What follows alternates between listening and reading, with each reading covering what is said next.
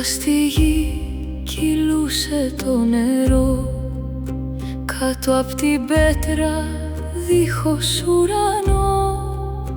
Ρωμαϊκές καμάρες, σιωπηλή γραμμή, κρατούσαν ζωντανή μια ολόκληρη εποχή.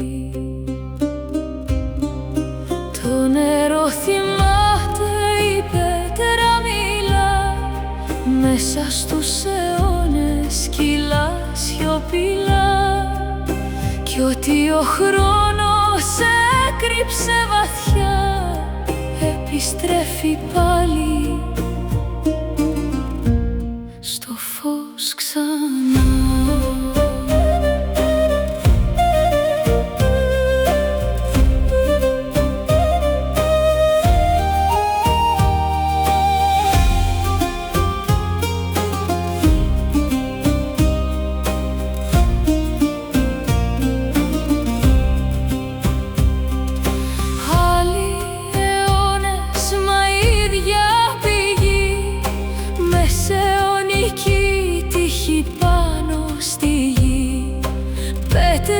Την πέτρα γύρισαν ξανά, για να μην χαθεί η μνήμη στα βαθιά.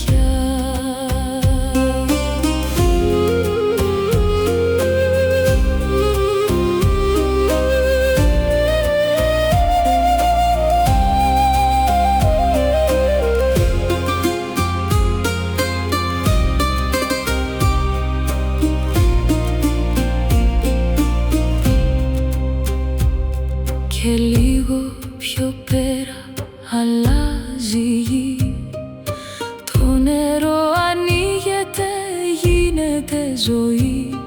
Καλάμια, φτερά και ήρεμη ακτή, η αλήθεια ανασένει μέσα στη σιωπή. Το νερό θυμάται, η φύση μέσα στις πέτρες και μέσα στα πουλιά, άλλοτε κρύβεται